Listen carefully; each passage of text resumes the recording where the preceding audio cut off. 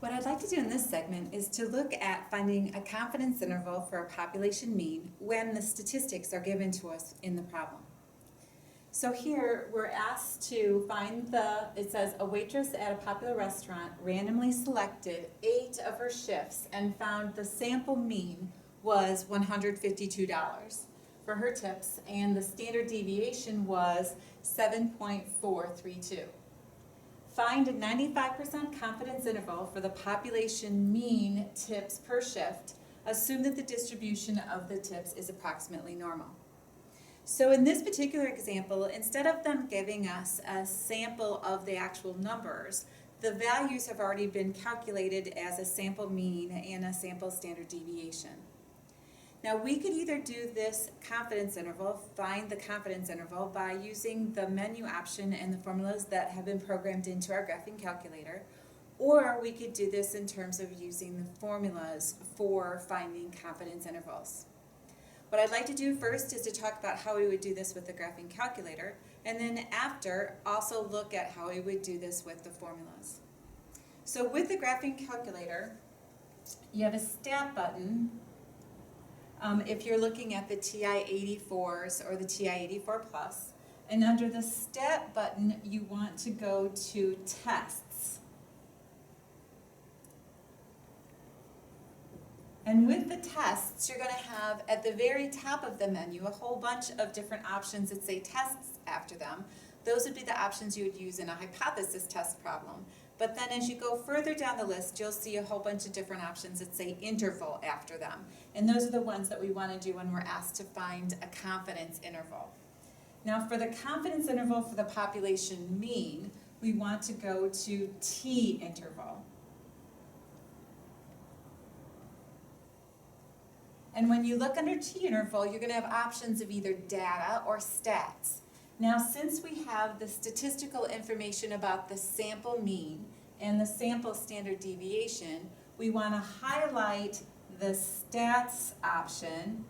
So you cursor on it so it's highlighted, and then you push enter. And once you push enter, then you'll get the different options to put in what your sample mean is, what the sample standard deviation is, what your N is, and then what your C level needs to be. So in the sample mean, it says found that the sample mean was $152. So remember, X bar is your sample mean. So you'll enter 152 there. S is your sample standard deviation. And it said here that the sample standard deviation was 7.432. So we're going to have 7.432 entered after the S. And N is the number of values in your sample. So we had selected 8 of her shifts. So 8 is my N. Then finally with the C level, you want to put the confidence level in decimal form. Since I want a 95% confidence interval, I'm going to put 0.95 for my C level.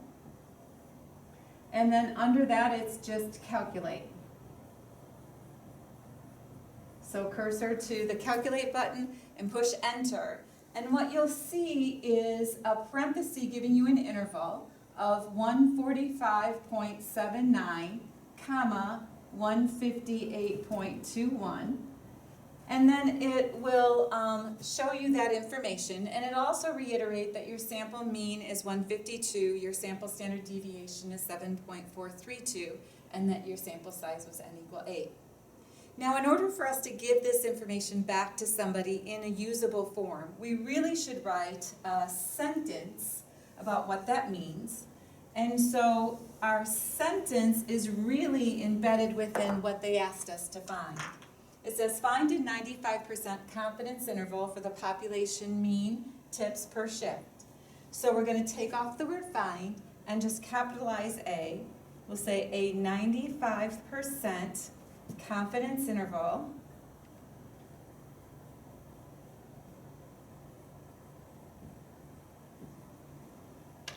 for the population mean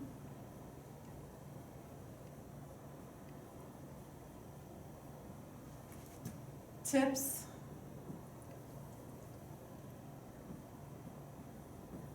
per shift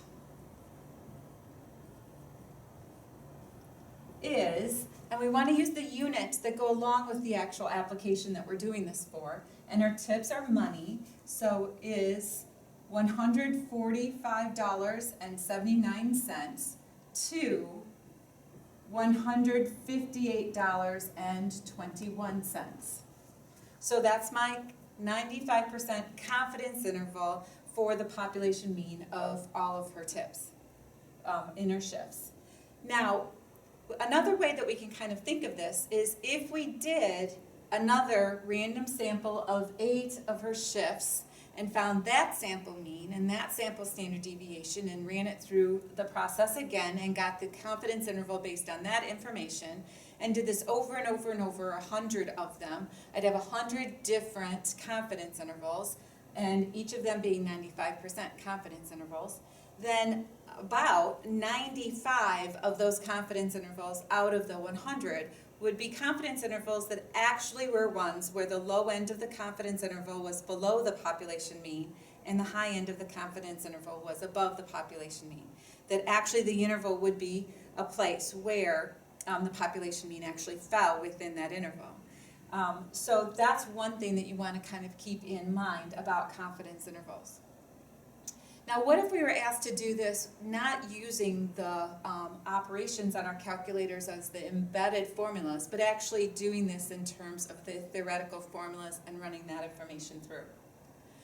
Well, a confidence interval for a population mean, when we are working with pulling the information out of a distribution that's approximately normal, follows the format that your point estimate for your population mean is actually your sample mean, x bar. So here my point estimate would be the sample mean 152. And that's my center starting point for this confidence interval.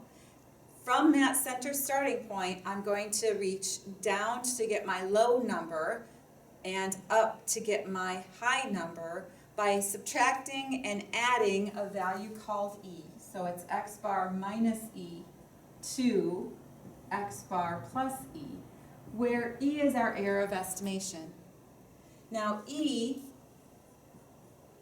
formula in this particular setting, is found by t sub alpha over 2 times s over the square root of n. And if you look that up in the formula sheets, you'll find that that's the definition of how you get the confidence interval for the population mean. With this particular process, there's a whole bunch of different ways that a textbook may choose to write, an author of a textbook may choose to write it, but this is a common way of stating it. S is our sample standard deviation. N is the number in our sample that we took. So it's this t sub alpha over 2 that we would need to find to finish out the process. Now t sub alpha over 2 could be found by using a table or using what's called the inverse t option on your calculators. Many of them have it programmed in. And in the inverse t, they want the area to the left of your critical value, comma, and then for t, the degrees of freedom. And your degrees of freedom is n minus 1. So if we go inverse t, INVT, of, and thinking about how we need to set that up, is our t distribution is symmetric. If I want 95% confidence interval, I want 95% in the middle. That leaves me 5% for the total of the two tails. When I divide that in half, I'm going to have a 0.025 on the right and a 0.025 on the left tail. So if I want the cutoff on the t distribution where the area to the left would be my 95% confidence interval as well as that tail value to the right or to the left of that, I'm going to go inverse t 0.975, comma, the degrees of freedom, And the degrees of freedom for this application of the t-distribution is your n minus 1. So my degrees of freedom is going to be 8 minus 1, or 7. So comma 7. And if you then enter that, you'll get your t value of 2.365. Now in looking at that, I have that my E is 2.365 times S, which is the 7.432, divide by the square root of 8. So E is equal to 2.365 times 7.432 divided by the square root of 8. And when you calculate that out, you get a value of 6.214.